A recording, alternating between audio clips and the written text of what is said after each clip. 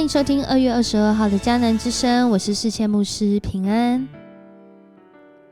我们今天要一起来分享的是约书亚记的19章。约书亚记的19章，在我们今天要来分享的经文当中，我们要用诗篇16篇5到6节成为我们 RPG， 成为我们祷告的经文。耶和华是我的产业，是我杯中的分，我所得的，你为我持守。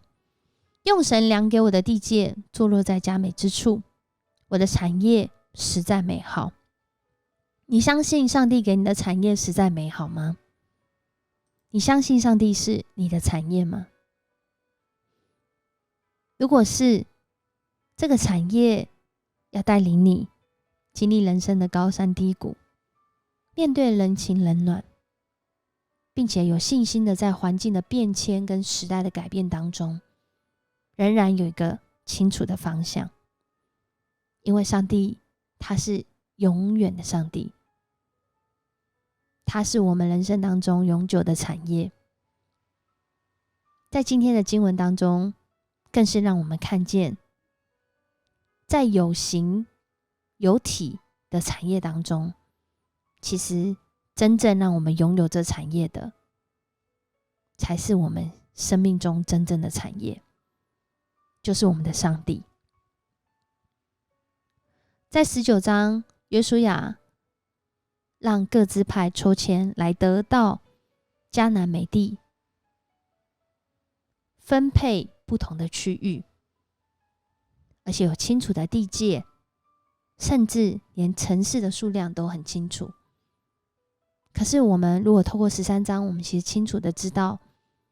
他们划分了这些土地，分配了这些土地之后，并不是就已经得着了这个产业，而是他们要继续来经营，继续来迎娶，继续来征服，让上帝的心意在他们所分配的土地上来成就。然后我们看到在这个12个支派里面，有些支派真的是很积极，很有信心，就继续来迎娶。然而有些支派呢，他们却离开了原来，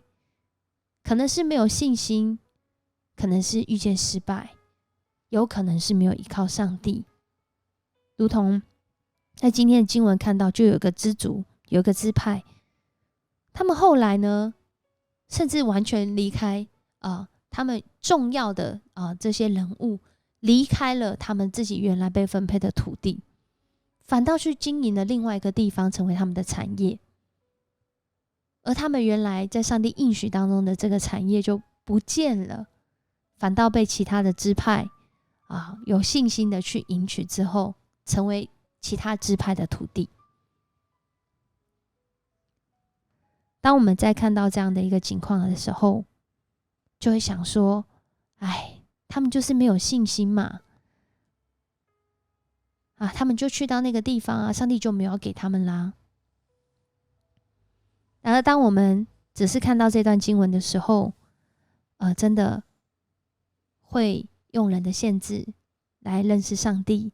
的无限。其实我们会看见，上帝只是透过迦南美地在告诉我们，我们真正的产业是上帝。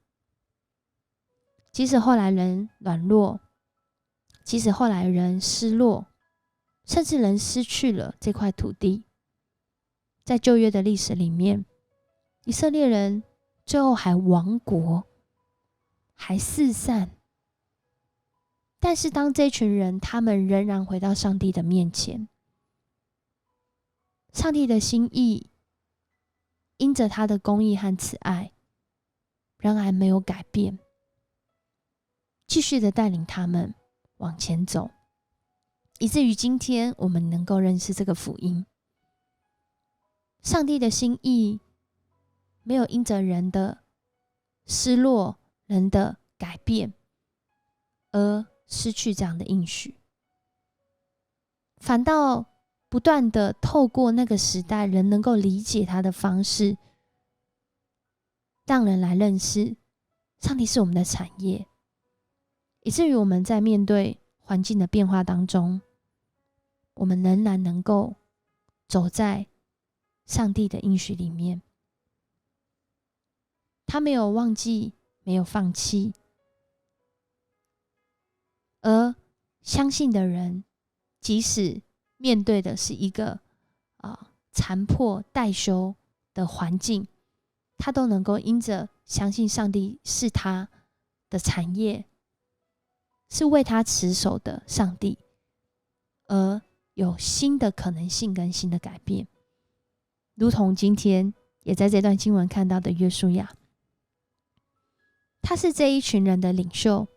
他没有先选择土地，甚至他也没有选择那个最好的城市来成为他的土地，反倒是到了最后，大家都选完之后，分配完之后，他才按着上帝的心意来得着他要得着的土地。而且这个土地还不是一个好像很厉害的地方哦，反倒是一个需要修建的地方，然后他就住在那个地方。那我们看到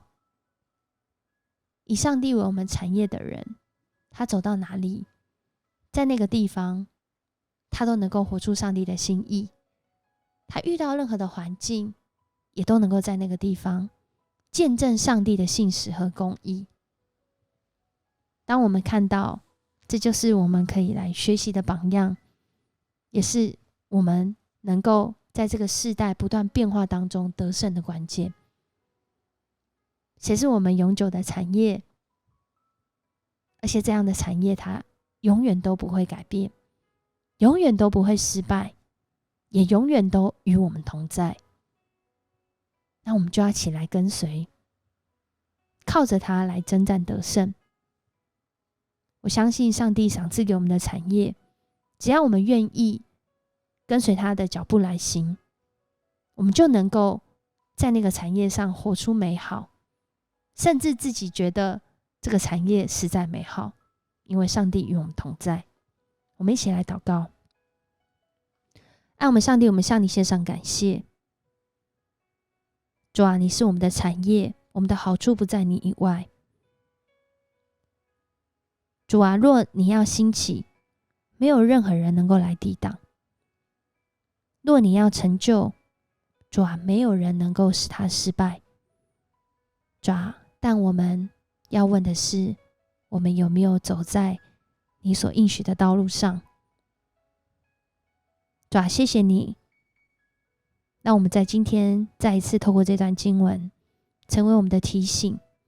成为我们的帮助，成为我们在高山低谷，在得时不得时的里面，再次来认识你。主，你是我们的产业，你是我们永远的福分。主啊，在你的里面，我们就得着那个经营产业的秘诀，得胜的秘诀，生活活出美好的秘诀。谢谢你爱我们，与我们同在，让我们得着你所应许的美地。在今天的生活当中，就在我们的工作，就在我们所去到的地方，就在我们遇见的人，主啊，让我们一一都活出你应许的美好。我们这样祷告，奉主耶稣的名求，阿们。谢谢你收听今天的迦南之声，愿上帝赐福你，不论在有形的产业，还是上帝成为你的产业，让你都能够充满从他来的喜乐和力量，面对生活中一切的挑战。我是世谦牧师，我们明天见。